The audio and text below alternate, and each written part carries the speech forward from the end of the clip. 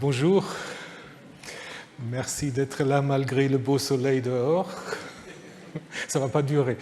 Voilà. Aujourd'hui, nous allons nous occuper du transfert de l'Arche de l'Alliance à Jérusalem. Et si on a le temps aussi, des côtés sombres de la royauté de David, qui commence avec l'histoire de David et Bathsheba.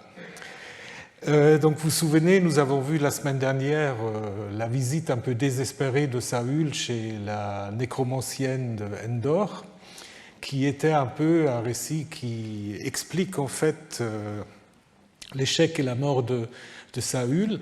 Et nous avons vu qu'ensuite on raconte la mort de Saül, de ses fils, l'élégie de David. Et à la suite de ça, on va en effet se concentrer sur David. D'abord, comme il accède à la royauté à Hébron, dans le sud d'abord, et puis à Jérusalem. Au chapitre 2 du deuxième livre de Samuel, en fait, la césure, c'est en effet la mort de Saül, qui en fait fait la fin du premier livre de Samuel. Mais je vous rappelle que les deux livres de Samuel, à l'origine, c'était un seul rouleau, et donc cette séparation est intervenue très tardivement dans vos Bibles. Donc, après la mort de Saül, David va se rendre à Hébron. Donc, Hébron, vous l'avez sur la carte, qui est un peu la capitale du Sud, où, en effet, il est consacré à nouveau roi de Juda. Donc, vous vous souvenez, Samuel l'avait déjà consacré, et maintenant, c'est tout le peuple, comme dit le verset 4. Les hommes de Juda vinrent et ils consacrèrent David comme roi sur la maison de Juda. Mais David ne règne pas seul, donc ça, on l'oublie souvent, puisqu'il y a en effet deux royaumes qui sont en concurrence, puisque Avner, donc le général de Saül, va proclamer Ishbaal roi sur Israël à Mahanaïm. Vous l'avez sur votre carte. Ishbaal est souvent appelé Ishboshet dans le texte massorétique. Ishboshet veut dire l'homme de la honte. Donc Boshet, ça c'est le massorète qui en effet changé son nom. Ishbaal, c'est homme de Baal. Donc ça indique peut-être qu'il y avait aussi une vénération de Baal à cette époque-là. Et en fait, on voit que les massorètes n'étaient pas contents, donc ils ont péjoré ce nom en le mettant comme Ishbaal, comme ils l'ont fait avec d'autres fils de Saül, dont nous allons parler au fur et à mesure. Donc Avner va proclamer Ishbaal roi à Mahanaïm, donc dans le nord, sur les territoires du nord. Donc du coup, ce que vous avez ici, c'est déjà la coexistence en fait de deux rois, mais aussi de deux royaumes. Ça anticipe en fait, si vous voulez, les deux royaumes du nord et du sud. Donc c'est déjà anticipé par ce règne. Alors historiquement, on ne sait pas exactement combien de temps cette coexistence entre deux rois a duré. Selon la Bible, c'est seulement 2 ou 3 ans. Mais on peut imaginer que ça durait bien plus longtemps que ce que les auteurs bibliques veulent nous faire croire. Donc il y a deux armées de David qui est dirigée par Joab et celui de Ishbaal qui est dirigé par Avner. Ensuite, dans les chapitres 3 et 4, on va nous raconter justement maintenant comment les concurrents de David, le roi concurrent, le général concurrent, comment ils sont en effet éliminés au fur et à mesure, tout en insistant sur le fait que David n'a aucune faute dans cette histoire. Donc c'est toujours aussi une sorte de légitimation de David. Donc on nous dit d'abord que la guerre fut longue entre la maison de Saül et la maison de David, ce qui donne en effet l'indication, comme je viens de vous le dire, que cette coexistence a duré quand même un certain nombre d'années. Alors on va d'abord parler du général Avner, qui va entrer en conflit avec Ishbaal à cause d'une histoire un peu sombre, d'une concubine de Saül qu'il s'est apparemment attribuée après sa mort. Donc peut-être Ishbaal a pensé qu'il veut devenir roi à sa place, et donc du coup Avner se désolidarisent de Ishbaal, se rend auprès de David à Hébron pour se rallier à lui, mais évidemment ça ne plaît pas à Joab qui le fait tuer. Donc reste alors encore Ishbaal. Donc il y a beaucoup de massacres et de tueries dans ces histoires. On verra ça aussi quand on parlera de l'arrivée de Salomon au pouvoir. C'est assez intriguant et sanglant aussi. Donc Ishbaal, qui reste, lui-même va être aussi tué par deux de ses officiers qui vont peut-être qui voient le vent tourner, donc Baana et Rakav, et qui vont lui couper la tête. Bon, couper la tête, on l'avait déjà vu avec l'histoire de Goliath. Donc ils amènent tout fièrement la tête de Ishbaal à David, mais qui est très mécontent et le fait tuer en leur coupant les pieds et les mains. Donc voilà, donc je vous ai déjà parlé de la mutilation dans le Proche-Orient ancien, ce qui malheureusement est une pratique pas simplement littéraire, mais aussi tout à fait courant. Quand on mutile quelqu'un, souvenez-vous, c'est très mauvais parce qu'on a l'idée que quelqu'un de mutilé a une vie très, très compliquée dans Sheol ou dans les enfers. Donc il faut y aller d'une manière intègre et puis être mutilé, c'est très, très mauvais. Mais là aussi, donc, on insiste sur le fait que David est totalement innocent par rapport à ces meurtres. Et finalement, donc, David, qui était d'abord roi de Juda, va devenir au chapitre 5 roi de toutes les tribus, d'abord à Hébron et ensuite à Jérusalem. Donc on raconte encore une fois, donc David, si vous voulez, il est au moins 3 fois, d'abord par Salomon, ensuite par les tribus, par la tribu de Juda, les clans de Juda, et maintenant par les clans de tout Israël. Donc au verset 3, on parle de toutes les tribus.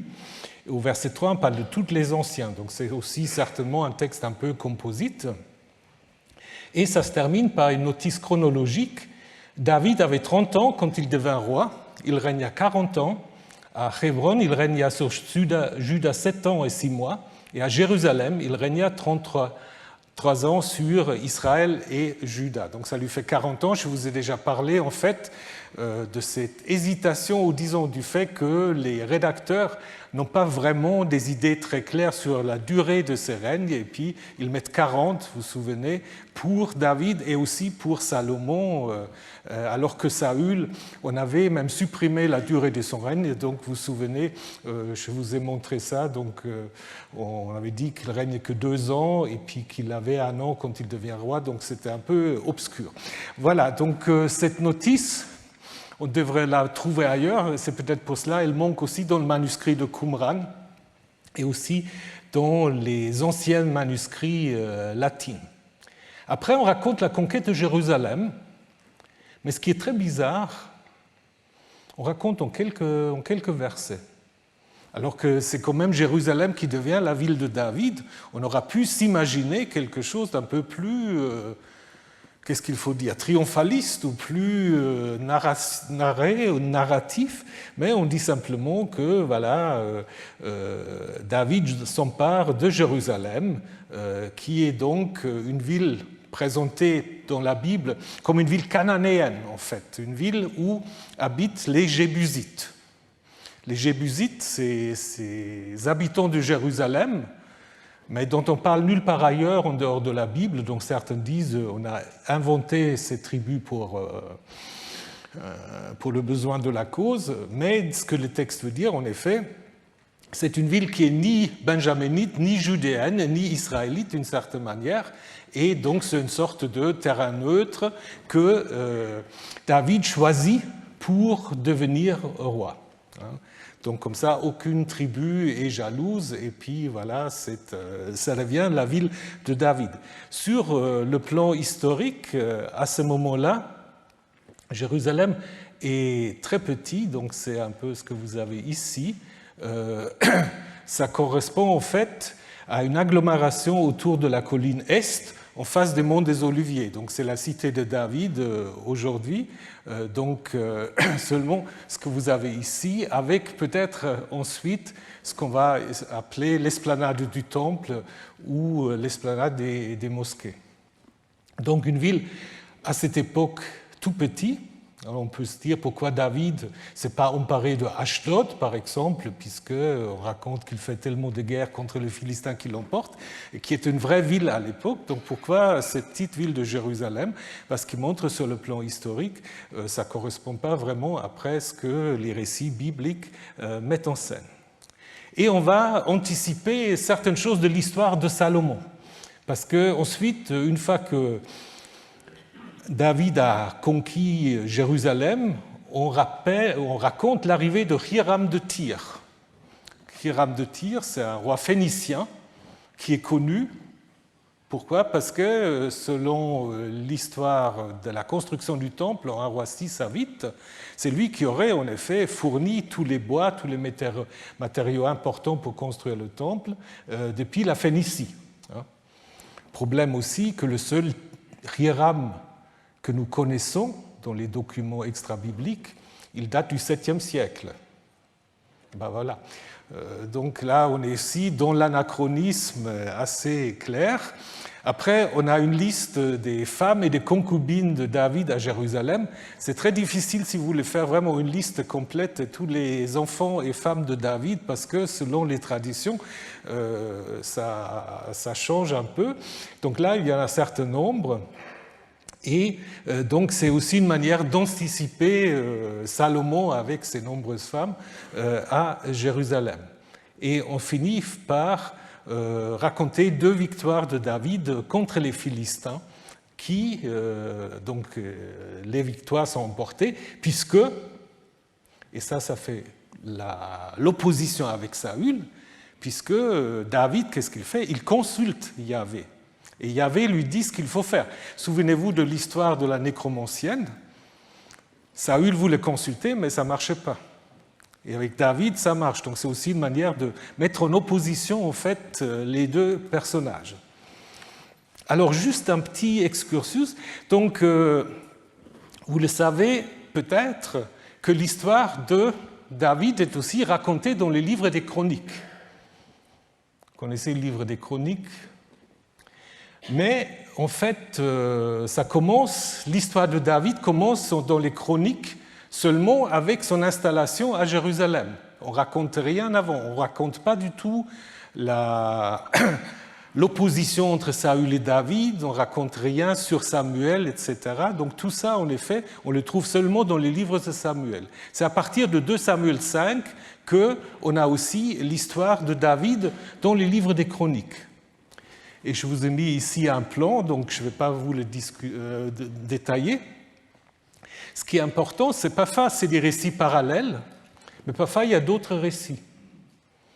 Donc la question, c'est est-ce que les chroniques avaient d'autres sources à leur disposition, ou est-ce qu'ils font déjà un travail midrashique, c'est-à-dire qu'ils rajoutent des choses.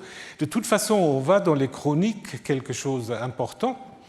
C'est que, et on revient sur la question, David, vous le savez, n'a pas construit le temple, ce qui est un problème. Ben oui, un roi fondateur, il se doit construire un temple pour sa divinité tutélaire, ou au moins de restaurer un ancien sanctuaire.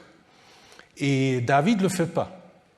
Là, il y a peut-être aussi un peu de souvenirs historiques, parce que quand on cherche l'historicité, il faut toujours un peu s'intéresser à des choses qui bloquent un tout petit peu. Parce que si on avait inventé totalement l'histoire de David, ben on aurait inventé qu'il construit le temple.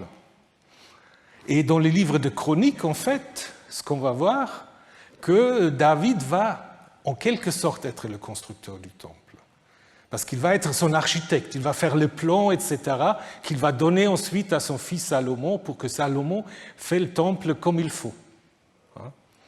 Et donc ça, c'est certainement une réinterprétation. On retrouve aussi dans les chroniques une très grande importance qui est donnée aux Lévites, donc tribu sacerdotale, dont les livres de Samuel parlent très peu, et certains pensent que les livres des chroniques ont été en effet rédigés par les milieux lévites qui voulaient en fait légitimer leur importance dans le culte du deuxième temple et aussi en effet transformer les rois en liturge, parce que dans les chroniques, contrairement au livre de Samuel et des rois, les rois, ils chantent, ils prient, ils font beaucoup de sacrifices, ce qui est beaucoup moins souligné dans l'histoire de Samuel roi. Voilà, une fois David installé à Jérusalem, quelle est sa première action? L'arche, exactement, quelqu'un l'a dit. C'est justement ça. Il fait venir l'arche de... Où est-ce qu'elle était, l'arche? Alors, l'arche était quelque part. Et David l'a fait venir. En fait, ça reprend un fil narratif qui se termine en 2 Samuel 7. Je ne sais pas, il y a peut-être des gens qui avaient suivi il y a quelques ans quand on a fait le cours sur l'arche de l'Alliance. En 2 Samuel 7, donc vous vous souvenez de l'histoire, l'arche était d'abord à Silo, à un sanctuaire du Nord. Elle a été capturée par les Philistins.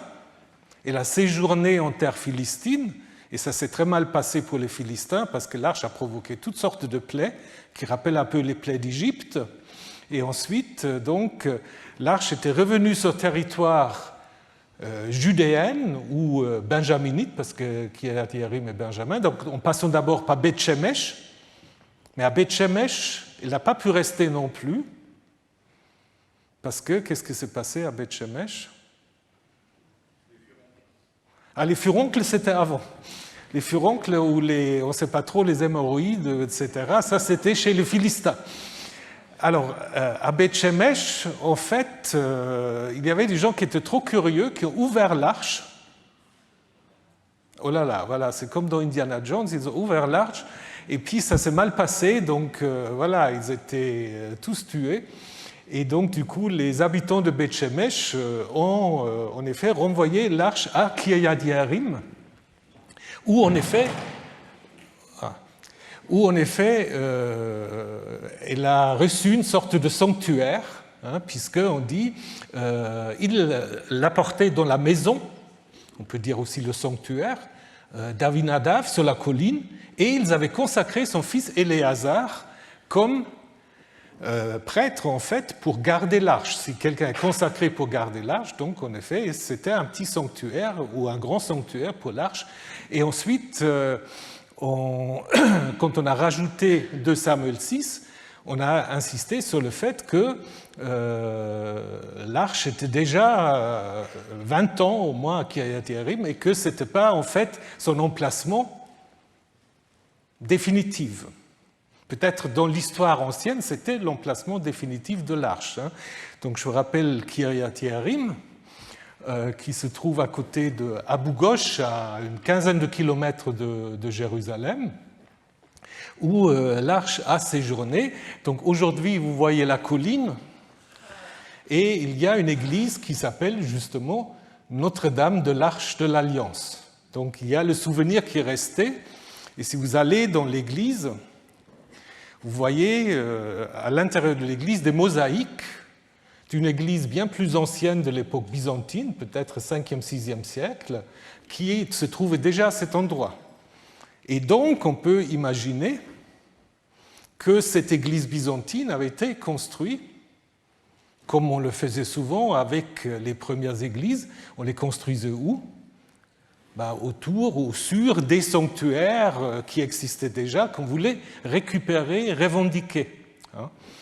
Et lors des fouilles que nous avons pu faire à Kiriath-Yearim, on a en effet trouvé des murs très importants de soubassement, en fait, pour une plateforme sur laquelle, en effet, on a pu imaginer, mais comme il y a l'église à un monastère, on ne peut pas tellement faire des fouilles sauvages, disons sauvages, des fouilles invasives, donc on peut imaginer que, en effet, ce mur tenait ce sanctuaire mur qu'on peut dater aux alentours du 900 à 700, et elle est peut-être en effet en lien avec la construction d'un sanctuaire pour l'arche, peut-être fait par un roi du Nord, Jéroboam. Et le premier récit de l'arche avait été peut-être écrit pour légitimer l'arrivée de l'arche, donc en fait le déplacement de l'arche de Silo à Kiryat Yearim. Kiryat Yearim, si vous regardez encore une fois la carte, donc vous voyez, c'est très proche de Jérusalem, et si on est sur la colline, on va à Jérusalem, aujourd'hui encore. Donc un roi qui en fait veut contrôler les routes vers Jérusalem, il a intérêt de mettre un sanctuaire, en effet, là-bas, qui est aussi, du coup, une forteresse. Donc, ce qu'il va raconter maintenant de Samuel 6, c'est comment cette arche arrive de Kiryat Yearim à Jérusalem. Alors là aussi, la question qu'on peut se poser, est-ce que ça s'est passé à l'époque de David, ou est-ce que ça s'est passé plus tard? Probablement plus tard. Mais on l'attribue en fait à David, puisqu'après on va dire que Salomon a fait entrer l'arche dans le temple. On verra ça un peu plus tard. Donc il y a en fait trois parties de ce récit que je vais vous présenter tout de suite. Donc il y a un récit qui rappelle d'autres récits sur l'arche. L'arche est dangereux. Donc je vous ai donné l'exemple tout à l'heure. Donc il y a un premier récit sur la dangerosité de l'arche, un récit liturgique comment l'arche arrive à Jérusalem, avec, ça vous connaissez, la scène David qui danse devant l'arche. Et en troisième scène, la femme de David, fille de Saül, qui se moque en fait de son mari et qui du coup reste ou devient stérile. Donc il y a en fait trois thèmes qui sont liés dans ce récit, qui est beaucoup plus élaboré dans les chroniques. Donc je ne vais pas non plus vous présenter tous les détails, mais il y a toute une série de textes dans le livre des chroniques qui manquent ou qui ne sont pas attestés en 2 Samuel 6, notamment des psaumes. Les chroniques, quand l'arche arrive à Jérusalem, on va se mettre à chanter des psaumes qui sont repris en fait du psautier. On va donner des listes des Lévites qui s'occupent de l'arche, etc. Donc on va, en effet, pour le chroniste, c'est un texte très très important qui en fait court sur 4 chapitres. Contrairement à 2 Samuel 6 où c'est ramassé dans un seul chapitre. Donc je vais vous lire le début. David rassembla encore la troupe d'élite en Israël, 30 000 hommes, donc 30 000 hommes pour chercher l'arche, ça fait beaucoup quand même.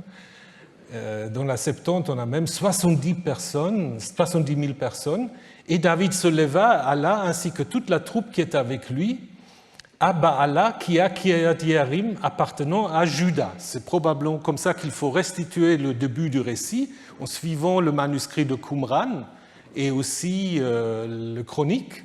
Donc il va à Baala, c'est apparemment le nom de la colline, et il prend l'arche. Dans le texte massorétique, on dit les seigneurs, les Baalé Yehuda, les seigneurs de Juda. Mais je pense que le texte de Qumran est plus ancien. Donc il va là-bas pour faire monter de l'arche de Dieu sur laquelle est invoqué le nom. Le nom qui est redoublé, c'est peut-être pas nécessaire, de Yahvé Tsevaot qui siège sur les chérubins. Ça, c'est aussi un titre qui n'est pas attesté dans le texte de Qumran. Ils transportèrent l'arche de Dieu sur un chariot neuf et l'emportèrent de la maison d'Avinadav qui se trouve sur la colline. Uzza et Ahio, la Septante a compris Ahio comme signifiant ses frères, les fils d'Avinadav conduisaient les chariots neufs, ça manque dans la Septante. Ils l'emportaient de la maison d'Avinadav qui se trouve sur la colline, ça manque également dans la Septante, avec l'arche de Dieu, et Ahio marchait devant l'arche.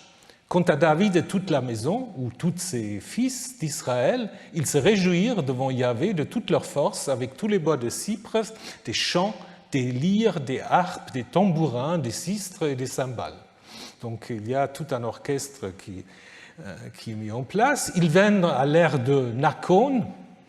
Uza étendit la main vers l'arche de Dieu. Alors la Septante ajoute pour la tenir, et il a saisi. En effet, le bœuf avait glissé. Donc qu'est-ce qu'il veut faire? Il veut prévenir que l'arche tombe du char.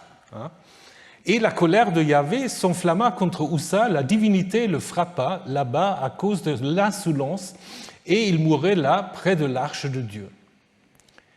Et David s'échauffa, ou s'énerva.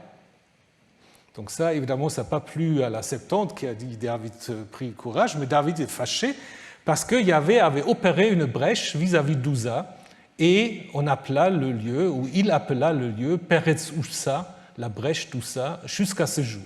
Et David craignait Yahvé en ce jour, et il dit, comment l'arche de Yahvé viendra-t-il vers moi? Et David ne voulait pas la transférer vers lui l'arche, vers la ville de David, et il la détourna dans la maison d'Oved-Édom, le Gathite, donc un Philistin. Et l'arche de Yahvé demeura dans la maison d'Oved-Édom, le Gathite, 3 mois, et Yahvé bénit Oved-Édom et toute sa maison. On informa le roi, Yahvé a béni la maison d'Oved-Édom et tout ce qui est à lui à cause de l'arche de Dieu dans ma maison. Et David a dit, selon la Septante, je vais la ramener, la bénédiction dans ma maison. Et David partit, il fait monter l'arche de la maison d'Oved-Édom dans la ville de David, dans la Shoah. Donc ça, c'est la première partie. Donc on part pour chercher l'arche. La version des Chroniques a toute une introduction qu'on ne trouve pas dans 2 Samuel 6, où David, en effet, va tenir conseil avec les chefs des 1000 des centaines, et il dit surtout nous ferons venir vers nous l'arche de notre Dieu, car nous ne sommes pas occupés d'elle au temps de Saül. Donc là aussi, l'idée que Saül n'a rien fait pour l'arche, donc nous allons en effet la faire venir à Jérusalem. Donc avec les 30 000, vous vous souvenez du séminaire d'Axel Bühler qui vous a parlé de l'importance des chiffres que les scribes aiment bien à mettre en place. Les 30 000, on les trouve à plusieurs reprises. Vous avez ici la liste dans les livres de Samuel. Donc Baala, qu'est-ce que c'est Baala? C'est probablement le nom, la maîtresse peut-être, ou la déesse Baala, donc c'est peut-être à l'origine une colline qui comportait un sanctuaire dédié à une déesse, et donc c'est pour cela qu'on a changé dans le texte massorétique les Baalé Yehuda, les seigneurs de Juda. Donc maintenant on assiste sur Kiriath-Yearim qui est en Juda, alors que normalement c'est en Benjamin. Et qu'est-ce que ça peut nous indiquer? Ça peut nous indiquer, en effet, et historiquement c'est tout à fait plausible, que le roi Josias avait réussi d'annexer au moins une partie de Benjamin et l'intégrer dans le territoire de Juda. Et donc du coup, on comprend aussi l'intérêt de montrer que l'arche maintenant va de Kiriath-Yearim à Jérusalem. Donc vous savez que dans l'histoire des rois, Josias, il va détruire beaucoup de sanctuaires qui ne lui plaisent pas, mais apparemment l'arche, il ne la détruit pas, il la fait venir, parce que c'est un sanctuaire yahviste, disons c'est un symbole, un objet yahviste important, qu'il va en effet faire entrer à Jérusalem. Et donc maintenant, si on compare avec 1 Samuel 7, on a d'autres noms, Uza et Ahio, qui ne sont pas mentionnés en effet, parce qu'en 1 Samuel 7, on parle de Éléazar. Est-ce que ça veut dire que c'est une autre génération? Ça veut certainement dire que c'est un autre auteur, en effet, et on peut se poser la question, pourquoi il y a ces changements? Alors Uza, ça pourrait être un autre nom pour Éléazar, parce que Uza est construit avec la racine Ayin Zayin, la force, hein, et Éléazar, Ayin Zayin Resh, le secours. Et on a d'autres exemples où, en effet, les deux racines sont utilisées pêle-mêle pour désigner la même personne. Donc un musicien Ouziel, par exemple, est appelé Azarel, hein, ou un roi de Juda qui s'appelle Azaria est aussi appelé Uza. Donc du coup, on peut imaginer que c'est une autre manière d'appeler la même personne. Ario, ça pourrait être étymologiquement son frère ou ses frères, mais il y a aussi des attestations de noms propres dont les titulaires s'appellent Ario, donc Yahvé et mon frère. Donc je pense qu'on veut en effet montrer que nous avons affaire à un changement au niveau du clergé de Kiryat Yearim, et c'est donc les deux qui accompagnent l'arche avec toutes sortes de musiciens. Je ne vais pas aller dans tous les détails, mais l'accompagnement musical très important. Vous avez des indications iconographiques, textuelles. Donc là, vous avez en effet des musiciennes phéniciens. Là, on a une sorte d'objet rituel trouvé à Ashdod, en Philistie, pas trop loin. Hein, vous avez aussi 5 musiciens. Et ce qui se passe au verset 5, c'est assez comparable au psaume 150, parce que vous avez les mêmes instruments, la harpe, la lyre, le tambour, les cymbales. Donc, est-ce que ça fait allusion, en fait, à l'orchestre du premier ou du second temple? C'est pas impossible. Hein. Et puis arrive, en effet, l'incident, donc sur une aire de Nakon qui est inconnue, que les rabbins ont identifié avec l'ère d'Arona. L'ère d'Arona, c'est l'ère où David a découvert tout à la fin du livre de Samuel l'emplacement du temple. Mais là, Nahon, en fait, on ne sait pas très bien où c'est. Et c'est un pas très important pour l'auteur parce qu'il veut, en effet, faire peut-être un jeu de mots avec la racine naka, frapper, donc l'ère où Yahvé a frappé, parce que c'est ça, en effet, ce qui va arriver. Donc, Uza veut empêcher l'arche de tomber, et en la touchant, il commet une faute. David ne comprend pas trop parce qu'il s'énerve, mais pourquoi est-ce qu'il commet une faute? Alors, il voulait faire du bien, il voulait la retenir. On aura peut-être fait de même. Mais il y a cette idée qu'on ne peut pas s'approcher dans certaines circonstances du divin. Donc il y a une frontière très, très importante. Et on trouve par exemple dans le livre des Nombres, où on a des prescriptions qui concernent en effet le sanctuaire portable, qui est construit en Exode et qui accompagne les Israélites selon les récits sacerdotaux lors de leur marche dans le désert, où on dit à un clan lévite, les Kéatites, on la charge de l'arche, mais il est dit, ils ne toucheront pas ce qui est saint, autrement ils mourront. Et c'est exactement ce qui se passe. Donc même si Uza est peut-être sacerdotal, il y a des endroits, comme le Saint de Saints, on ne peut pas, sans préparation, aller... c'est très dangereux en fait. Et David est très en colère contre Yahvé. Après, on a dit qu'il perd du courage, ça c'est la traduction grecque. Et puis le verset suivant, on va dire en fait, il craignait Yahvé. Donc on a essayé en fait, d'enlever un peu ce qui est choquant, que David s'énerve contre Yahvé. Donc du coup, on va expliquer ce lieu en l'appelant Peretz Ussa, qui est un lieu également inconnu et non identifié. Alors, qu'est-ce qu'on peut se dire? On peut se dire, si ce lieu existait, on a peut-être inventé le nom de Uza, justement pour donner une étymologie, pour expliquer le lieu. Mais on ne sait pas très bien où il se trouve. Et donc, l'arche arrive dans la maison de Oved-Édom. Donc, comme je vous ai dit, le verset 9 que vous avez ici en rouge, c'est probablement une insertion pour dire que David ne s'est pas fâché, il craignait Yahvé en ce jour, et puis il dit comment l'arche peut-elle venir jusqu'à moi. Donc, manière un peu de dire les choses différemment. Et ce qui est intéressant, c'est que l'arche est entreposée dans la maison de quelqu'un de Gath. Alors Gath, vous savez, Gath c'est une ville philistine. Et quelqu'un qui vient de cette ville, qui va accueillir, c'est presque un peu ironique.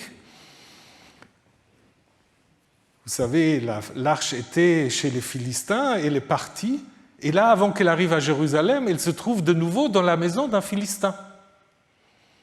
Mais là aussi, sur le plan historique, il y a quand même, je vous ai rappelé ça, David a des liens très forts avec les Philistins. Et donc on trouve par exemple en 1 Samuel 21, lorsqu'il est en conflit avec Saül, il devient vassal des Philistins. Dans l'histoire de la révolte de son fils Absalom, il y a un Philistin, Itaï, qui va en effet prendre parti pour David. Donc il y a des liens assez forts entre David et les Philistins. Alors, le nom d'Oved-Édom est aussi assez difficile de comprendre. Littéralement, c'est serviteur de Édom. Alors, on a essayé. Édom, c'est la même racine que Adam, donc ce qui est rouge, rougeâtre, la terre, etc. Et donc, on a fait un rapprochement avec une déesse qu'on trouve dans un papyrus magique de Leyde, où on trouve Oudom la Rouge, qui est la femme du dieu de la peste. Mais c'est une seule mention. Par contre, on a dans des textes puniques du 3e, 2e siècle, on a Malak Édom ou Aved Édom, comme dans la Bible. Donc là, on est déjà plus proche. Mais qu'est-ce que c'est ces Édom? Knauf pense que Oved Édom, c'est une forme abrégée de Evet, Kos, El Édom, donc le serviteur de Chaos ou Kos, qui est la divinité édomite, si vous vous souvenez. Et donc, du coup, si c'est vrai, on a un autre problème de nouveau, puisque Édom, en tant que royaume, n'est attesté qu'à partir du 8e siècle. Donc, ça ne peut pas, de nouveau, c'est une autre indication que ces textes ne datent pas dès l'époque de David. Et on a en effet des liens entre les cités philistines du sud et Édom au 7e et 6e siècle. Ce texte du prophète Amos, en fait, critique les Philistins, des gens de Gaza, qui ont en effet livré des captifs à Édom. Donc apparemment, il y a des alliances entre les deux, donc ce qui pourrait expliquer ce nom. Dans le chroniste, Oved-Édom se fait naturaliser. Il devient non pas un Philistin, mais un Lévite et portier ou chanteur autour de l'arche. Bon, maintenant, il faut se poser la question, est-ce qu'on peut identifier cette maison de Oved-Édom? Alors, il y a une théorie qui a été proposée par Nadav Naaman de l'université de Tel Aviv, qui a dit Oved-Édom, ça pourrait être le temple de Moza. Est-ce que vous avez déjà entendu parler du temple de Moza? Sinon, il faut vous y intéresser parce que c'est quelque chose de très intriguant, très intriguant. On a fait des fouilles de sauvetage parce qu'on a élargi l'autoroute de Tel Aviv à Jérusalem en 2012 et on a trouvé, un peu par hasard, un immense sanctuaire, un temple en fait. Vous avez un plan ici, un temple à quelques kilomètres de Jérusalem, du premier millénaire avant l'ère chrétienne, dont la Bible ne parle jamais. Donc là, vous avez un plan, donc Tel Moza, et le mont du Temple, c'est à même pas 10 kilomètres. Et donc ça reste jusqu'à aujourd'hui des grandes questions. Comment il faut comprendre ce sanctuaire-là? Est-ce que c'est un sanctuaire concurrent au Temple de Jérusalem? Parce que pour des sanctuaires un peu locaux, c'est presque trop grand et c'est trop proche de Jérusalem. Donc, on a trouvé plein d'éléments cultuels, des objets, des représentations. Donc, c'est, je pense, une des découvertes les plus importantes qu'on a pu faire en Terre Sainte dans les dernières décennies, donc ce temple de Moza. Et Naaman pense que ça pourrait être une manière de mentionner ce temple parce qu'au niveau du chemin, il y a une logique. Parce que là, on a Beth Shemesh, on n'a pas cela, mais Kiryat Yearim, c'est pas trop loin là, ce que vous avez Neve Ilan, un peu plus bas. Et donc, au niveau géographique, ça marche.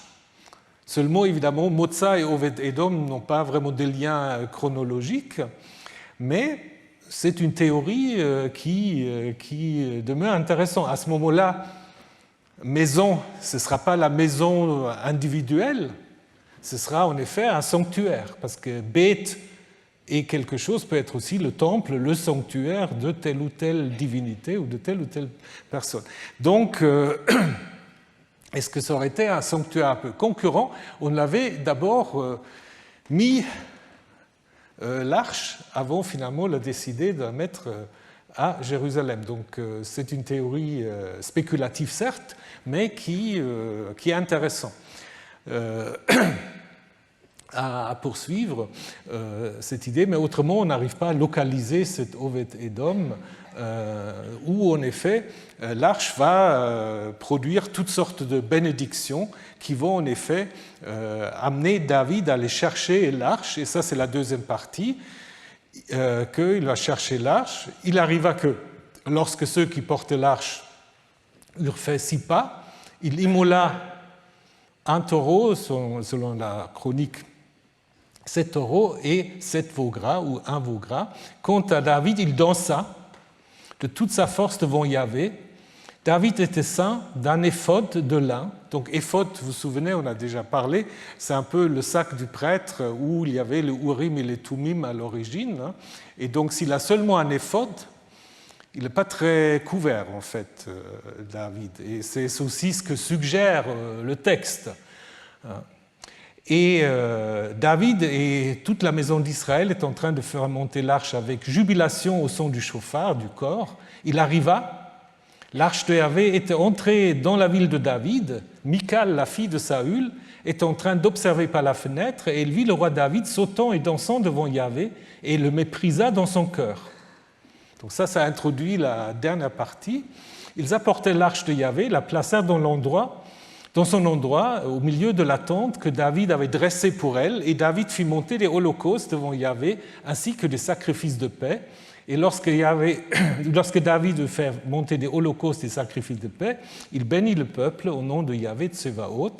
Il distribua à tout le peuple, à toute la foule d'Israël. La Septante rajoute de Dan à Beersheba, donc du nord jusqu'au sud, aux hommes comme aux femmes, à chacun une galette de pain, un gâteau de dattes, ou du pain grillé, dit la Septante, et un gâteau de raisin, et tout le peuple s'en alla, chacun dans sa maison. Donc là, nous avons 2 thèmes. D'abord, les sacrifices, qui sont peut-être aussi un ajout. Les sacrifices sont très importants aussi pour le chroniste. Donc, après 6 pas, on fait un premier sacrifice, donc on a 6 plus 1. Un thème assez courant, pensez déjà au récit de création, 6 jours plus 1 jour de repos, 6 pas plus un sacrifice. Et donc, c'est David tout seul qui offre les sacrifices. Il est en fait le roi, le premier des prêtres. Et là, nous observons déjà une volonté de mettre en parallèle David et Salomon, puisque David, lors de l'inauguration du temple, offre également des sacrifices, les mêmes, des sacrifices de paix et des holocaustes, comme le fait David ici. Et ils bénissent le peuple, donc on peut en effet penser que les récits premiers de 2 Samuel 6 et un roi vite sont en effet l'œuvre du même auteur, donc qui à l'époque de Josias écrit son récit. Donc en fait ce récit a été écrit à l'époque de Josias pour légitimer l'entrée de l'arche à Jérusalem à cette époque-là. Elle n'était pas à Jérusalem à l'époque de David ou de Salomon. D'ailleurs, de Salomon, on raconte simplement qu'il a mis l'arche dans le temple de Jérusalem. Et ensuite, est-ce qu'on parle de l'arche ensuite? Rien. ne sait pas qu'est-ce qu'elle devient. C'est pour cela, ça je vous raconterai la semaine prochaine, on a imaginé que l'arche est partie en Éthiopie parce qu'on ne raconte rien sur l'arche. Et donc du coup, si le vrai moment historique où l'arche arrive à Jérusalem avait été l'époque de Josias, ben c'est beaucoup plus logique parce qu'on n'avait rien à raconter et Josias, c'est 50 ans avant que Jérusalem se fera détruire par les Babyloniens. D'ailleurs, dans le livre des Chroniques, il y a un texte très bizarre en 2 Chroniques 35 où au moment de sa réforme, Josias va dire aux prêtres, aux lévites, arrêtez de trimballer l'arche sur vos épaules, mettez-le dans le temple. Ça, on ne le trouve pas dans Samuel, donc c'est peut-être un souvenir encore qui a échappé à la censure, qu'en effet, c'est à l'époque de Josias que l'arche est vraiment entrée dans le temple de Jérusalem. Et David qui danse plus ou moins nu devant l'arche. Hein,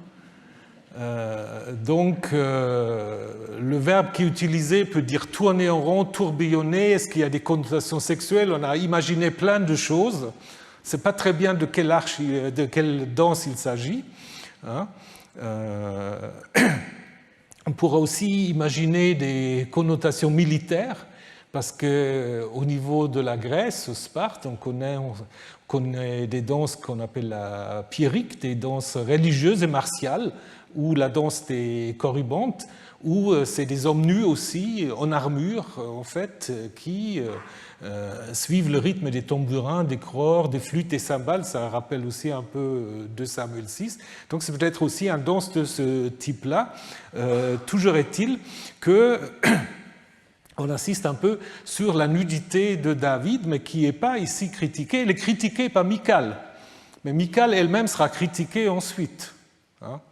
Donc souvenez-vous, il y avait l'histoire de Saül qui se mettait tout nu, et ça c'était mal vu. Alors David, c'est apparemment un peu différent. Et donc, on va passer à la dernière partie de ce texte, où en effet, la nudité de David est critiquée par Michal. David rentra pour bénir sa maison. Michal, la fille de Saül, sortit au-devant de David et lui dit « Il se fait honneur aujourd'hui, le roi d'Israël, en se dénudant devant les servantes de ses esclaves, comme le fera un homme de rien. » La Septante dit plutôt un danseur, donc pour atténuer un peu. David dit à Michal « C'est devant Yahvé que je danserai, qui m'a choisi et qui m'a préféré à ton père. » et à toute sa maison pour m'instituer comme chef du peuple, sur le peuple de Yahvé, sur Israël. C'est devant Yahvé que je me réjouirai, je m'abaisserai encore plus et je m'humilierai à mes propres yeux, la Septante dit à tes propres yeux, et près de ces servantes dont tu parles, auprès d'elles, je serai honoré. Et Michal, fille de Saül, n'eut pas d'enfant jusqu'au jour de sa mort. Pourquoi on raconte cette histoire ? On peut se poser des questions. D'abord, en fait, il y a la question de la nudité dont je vous ai déjà parlé, qui apparemment ne pose pas toujours problème. Parce que si vous regardez cette statue-là, vous avez un prêtre nu. Vous avez un prêtre nu. Bon, ça date du 4e millénaire. Et on a dans les textes, par contre, les textes sacerdotaux de l'époque perse, on a cette idée, en effet, que les prêtres, il ne faut pas qu'on puisse voir, en fait, leur nudité. Donc, Aaron et ses fils vont se faire des caleçons de lin pour couvrir leur nudité. Ils porteront, quand ils entreront dans la tente de la rencontre, ainsi ils ne se chargeront pas d'une faute et ils ne mourront pas. Donc, à l'époque perse, ça devient quelque chose qui est interdit, donc, de se promener nu. Et cette idée, elle est déjà un peu présupposée ici. Il y a toute une discussion sur cette nudité de David. Donc, Michal qui regarde par la fenêtre, ça c'est un motif iconographique très très répandu dans le Proche-Orient ancien. On a beaucoup de variantes de ce que vous avez ici sur ces ivoires, ce qu'on appelle souvent la femme à la fenêtre. Ce soit des déesses, ou ce soit un peu comme dans les proverbes, des femmes qui guettent un peu leur proie, donc des prostituées ou des femmes dites légères. Donc on a déjà un peu, on met Michal déjà dans une certaine situation, Mais ce qu'on veut surtout souligner, c'est la scission définitive entre la maison de Saül et David. Donc souvenez-vous quand même, Michal, on a entendu parler de Michal. Vous vous souvenez? Qu'est-ce qu'elle avait fait? Elle avait quand même sauvé David, vous vous souvenez, quand Saül voulait le chercher pour le tuer. Elle avait pris un téraphin, une sorte d'ancêtre qu'elle avait déguisé en David et avait permis que David s'échappe par la fenêtre. Donc là, elle était présentée de manière très positive. Et maintenant, après que David est devenu roi à Jérusalem, on va rompre tout lien entre Michal et David, dans le sens parce que si Michal et David avaient eu des enfants, ben ça voudrait dire en fait qu'il y avait un lien de sang entre les deux maisons. Et ça, apparemment, ça ne plaît pas au narrateur qui veut dire non. Alors David a eu des enfants, bien sûr, mais jamais avec Michal. Donc pas avec une fille de Saül. Donc c'est pour insister sur le fait qu'il n'y a pas de lien de sang entre la maison de Saül et la maison de David. Donc ce texte va préparer d'une certaine manière la construction du temple par Salomon. L'arche est là, et c'est Salomon qui va la faire entrer dans le temple au niveau de la narration. Au niveau de l'histoire, il faut plutôt situer ces textes au 7e siècle, disons la première version, parce que comme on a vu, il y a des relectures. À l'époque de Josias, c'est probablement lui, le nouveau David, qui fait entrer l'arche à Jérusalem. Et pour expliquer maintenant pourquoi David n'a pas construit le temple, il y a ce fameux oracle de David, dont, pour ceux qui ont suivi le séminaire, Yann Ruckel était venu nous parler des promesses dynastiques. Et ce texte est très important, 2 Samuel 7, où, en effet, David veut construire un temple et Dieu lui-même lui interdit de construire un temple. Donc ça, c'est la meilleure légitimation. David a voulu construire le temple, mais c'est Yahvé lui-même qui n'a pas voulu. Donc ça commence en effet d'abord par l'idée que lorsque le roi fut installé dans sa maison, là du coup dans le palais et le temple sont toujours adjacents, et que Yahvé lui a accordé le repos autour face de tous ses ennemis, le roi dit au prophète Nathan, « Regarde, je suis installé dans une maison de cèdre, tandis que l'arche de Dieu est installée au milieu d'un rideau de tente. » Donc ça, c'est l'idée du départ. David a dit, c'est pas possible que moi j'habite dans un palais et l'arche est sous un rideau. Ce rideau de tente se trouve surtout dans les textes sacerdotaux de la construction du sanctuaire. Donc c'est un texte, vous voyez, assez récent dans sa forme actuelle.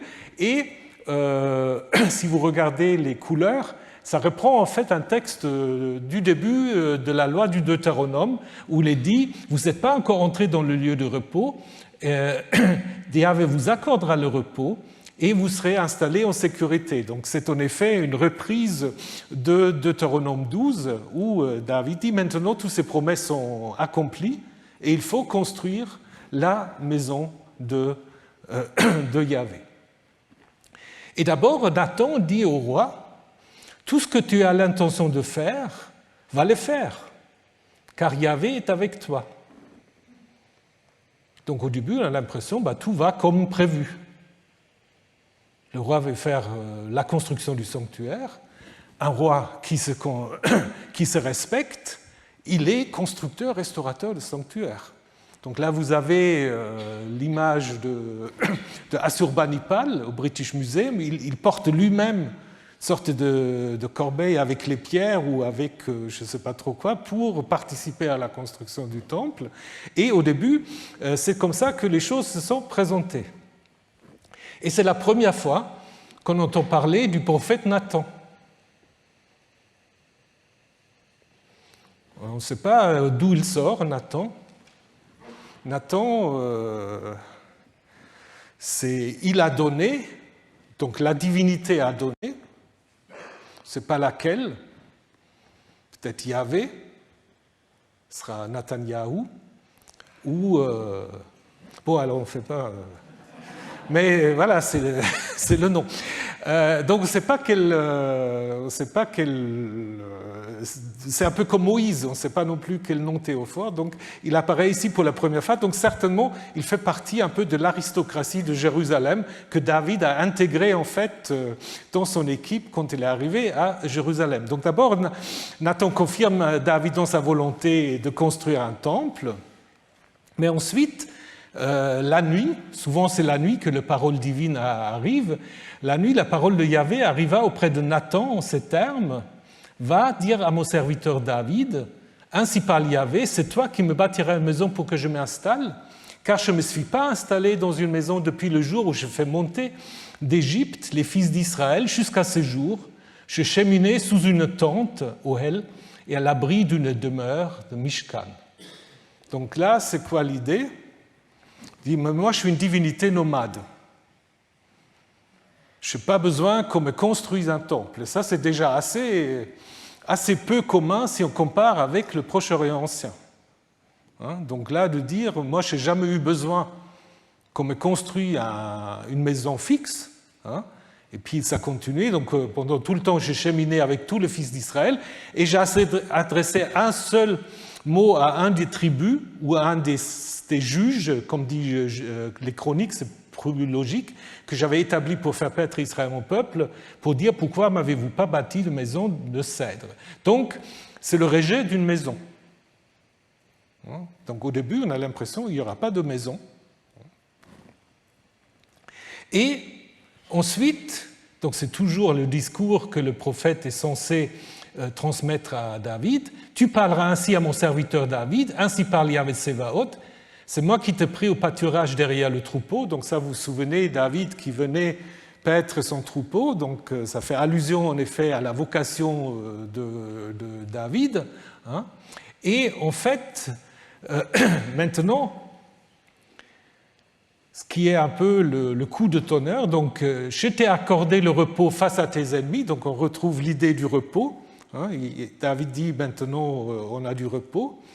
Et on passe tout d'un coup, et ça c'est intéressant, parce qu'il n'y avait pas là la première personne, et tout d'un coup, il passe à la troisième personne. Et c'est surtout ce qui est important, et Yahvé t'annonce que c'est Yahvé qui te fera une maison. Toi, tu me veux faire une maison? Non, c'est moi qui te ferai une maison. Qu'est-ce que ça veut dire en fait? C'est quoi la maison que Yahvé fera à David? Ce n'est pas le palais, c'est la dynastie. Parce que les dynasties sont appelées, je vous ai parlé au premier cours de cette inscription Maison de David, qui signifie en fait la dynastie de David. On a dans les textes assyriens aussi la Bit Rumri, donc la maison de Omri, pour désigner les dynasties du Nord. Et donc, en fait, vous vous souvenez, Jan Ruckel vous l'a déjà dit d'une certaine manière, là, on va dire qu'à la place d'un temple, ce qui est le plus important, c'est la dynastie. Et c'est Yahvé, en fait, qui promet cette dynastie à David. Donc, c'est Yahvé qui te fera une maison. Alors, si vous prenez la Septante dit que tu lui feras une maison. Ça change totalement.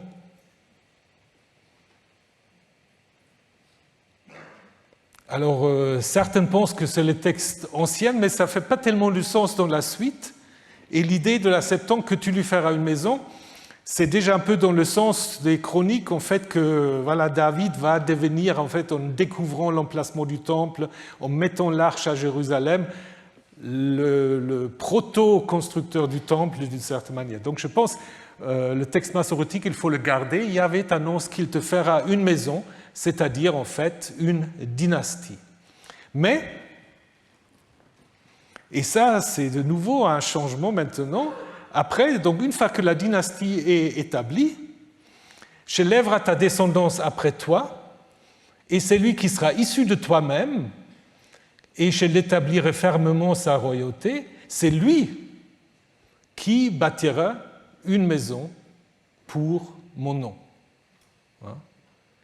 Et en fait, il peut savoir, après, il peut arriver plein de choses pas agréables, mais ma fidélité ne s'écartera point de lui, comme je l'ai écarté de Saül, que j'ai écarté devant toi.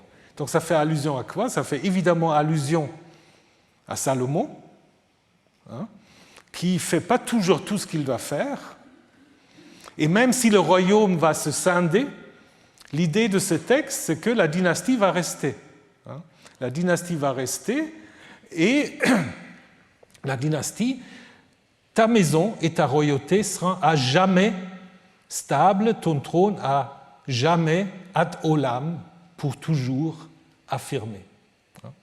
Donc ça, c'est un texte évidemment central dans l'idéologie des auteurs qu'on peut appeler deutéronomistes.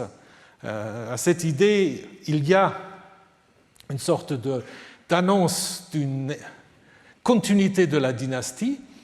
Le temple est important, mais ce qui est plus important, c'est la dynastie. C'est ce qu'avait dit aussi Jan Ruckel, qui a dit en fait l'important, c'est en effet de dire même s'il n'y a pas de temple, ou même si le temple est contrôlé par les prêtres, le deuxième temple, ce qui est important, c'est en effet affirmer que la dynastie davidique, elle va perdurer. Et on n'a pas besoin forcément pour ça du temple. Vient après, mais ça je ne vais pas aller dans le détail, vient une prière de David qui remercie Dieu, et ça c'est un texte qui est déjà monothéiste, qui correspond beaucoup, je vous ai mis, vous pouvez le regarder ensuite, les correspondances avec Deutéronome 4, où il n'y a que Dieu qui est Dieu et puis il n'y a point d'autre, qui est venu venir se chercher un peuple en Égypte, etc. Donc là, nous avons déjà peut-être la dernière lecture de ce texte. Donc pour résumer, il y a peut-être 3 étapes dans ce texte. Un premier texte à l'époque de Josias, qui annonce que la dynastie elle va durer pour toujours. Une relecture après la destruction du temple, encore deutéronomiste, qui insiste sur la dissociation de l'existence d'un temple, tout en acceptant que Yahvé a fait construire le temple à Salomon, et la promesse d'une dynastie éternelle, et des révisions plus tardives intégrant des thèmes et textes sacerdotaux avec un discours monothéiste notamment. Et donc, le but de cette insertion a été de conclure l'histoire de l'ascension de David au pouvoir. Les chapitres suivants, on va le voir très rapidement et ensuite on regardera la semaine prochaine, donc vont raconter la stabilisation de son royaume. En 2 Samuel 8, on fait conquérir à David en fait les Philistins, les Moabites, différents royaumes araméens, Édom de nouveau. Et comme je vous ai dit, Édom c'est anachronique puisque ça n'existe pas à l'époque de David. Et puis on a une liste de hauts fonctionnaires de David dont certains vont jouer un rôle important. Joab, son général, il y a un chancelier, Jehoshaphat, Tzadok et Ahimelech, 2 prêtres qui vont être aussi un peu en compétition. Il y a un secrétaire et Benayahu, un autre chef militaire. Nathan n'est pas mentionné dans cette liste, donc ce qui montre peut-être qu'il est venu après coup. Et ensuite, en 2 Samuel 9, on va raconter comment David va accueillir Méphibosheth. Là aussi, Méphibosheth, c'est un autre Saoulide. C'est un des fils apparemment de Jonathan, qui est handicapé, et dont le nom est Meribaal, et qui, en fait, ça aussi pour montrer un peu la magnanimité de David, il lui restitue les biens de Saül et le fait siéger à sa table. Vous vous souvenez peut-être que le dernier roi judéen va siéger à la table du roi babylonien. Ça, c'est tout à la fin de 2 Rois 25. Et ici, on a quelque chose autour de David par rapport au dernier descendant de Saül. Et ensuite, on a en 2 Samuel 10, à l'occasion du, je ne sais pas si vous vous souvenez de Nahash, le roi des Ammonites, ça vous dit quelque chose, c'est Saül qui avait battu Nahash, le roi des Ammonites. Donc apparemment il est vivant, donc Saül n'a pas tué. Donc David envoie une délégation vers son fils qui humilie ses délégations en leur coupant les barbes et les vêtements. Et donc ça met en effet David dans une immense colère. Donc il va avoir tout un récit de guerre contre les Ammonites qui se sont alliés avec les Araméens. Et c'est dans ce contexte-là que va se situer l'histoire de David et Bathsheba. Ah oui. Bon, on n'aura pas le temps de faire ça aujourd'hui, mais je vous donne un petit teaser déjà. Donc c'est évidemment l'histoire où tout va bousculer, mais où aussi Salomon entre en fait en action. Donc l'action va venir au monde d'une certaine manière. Hein. Et en fait, ce que je vous montre juste maintenant, c'est que le début du chapitre 11, on va raconter cette histoire quand même assez sordide. Parce que David, il est à la fois violeur, il est meurtrier, donc non déplaise aux théologiens, je pense qu'on ne peut pas parler autrement que de viol. C'est inséré en fait dans une histoire de la guerre contre les Ammonites. Donc au début, ça commence au retour de l'année, au temps où les rois sortent pour la guerre. David envoya Joab avec tous ses serviteurs, tout d'Israël. Ils massacrèrent les fils d'Ammon et mirent le siège devant Rabat. Donc c'est Ammon aujourd'hui, mais David demeurait à Jérusalem. Et cette histoire que David demeure à Jérusalem introduit en effet l'histoire de David et Bathsheba. La fin, disons la suite normale de ce premier verset, c'était en 12-26, où après David reste à Jérusalem, Joab attaque les Ammonites, comme vous pouvez le voir, hein, et puis il dit à David, est-ce que c'est moi qui va remporter la victoire, est-ce que tu veux venir, hein, et David vient, et puis il remporte la victoire, et récupère la couronne immense du roi ammonite, etc. Donc à l'origine, il y avait une histoire de guerre de David et Joab contre les Ammonites, dans lequel on a finalement inséré l'histoire de David et Bathsheba. Donc une histoire en effet qui est assez curieuse, qui en effet montre comment le roi se prend tous les droits, hein, et puis je vous montrerai ça la semaine prochaine. Il y a beaucoup de questions qu'on peut se poser autour de cette question, de ce récit. Alors, il y a plusieurs hypothèses, mais vous allez voir, il y a des gens qui disent en fait Salomon n'était pas du tout le fils de David, c'est le fils de Uri en fait. On a raconté toute l'histoire seulement pour faire croire le contraire. C'est une hypothèse qui n'est pas totalement infondée, mais on verra ça la semaine prochaine. Et puis, je dois malheureusement vous informer, peut-être vous l'avez déjà vu, que le séminaire Mr Gonzalez étant souffrant, le séminaire ne peut pas se faire aujourd'hui, mais nous aurons un séminaire la semaine prochaine sur David dans les chroniques, ce qui complétera. Donc la semaine prochaine, ce sera David et Bathsheba, la naissance de Salomon et l'arrivée au pouvoir de Salomon. Voilà, donc on va essayer de tout faire tenir dans une seule cour. Bon après-midi et à bientôt.